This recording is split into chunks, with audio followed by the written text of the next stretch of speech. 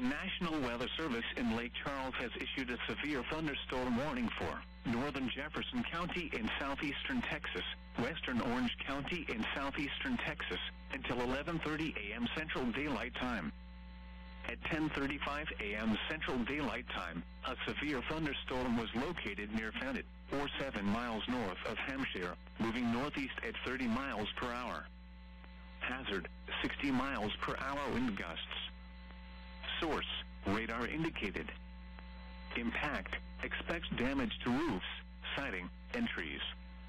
Locations impacted include Beaumont, Nederland, Fort Neches, Vidor, Bridge City, Hamshire, Central Gardens, China, Rose City, Pine Forest, and Fannett.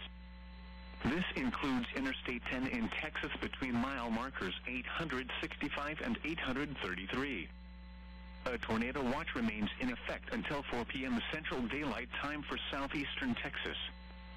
For your protection, move to an interior room on the lowest floor of a building. A tornado watch remains in effect until 4 p.m. Central Daylight Time for southeastern Texas.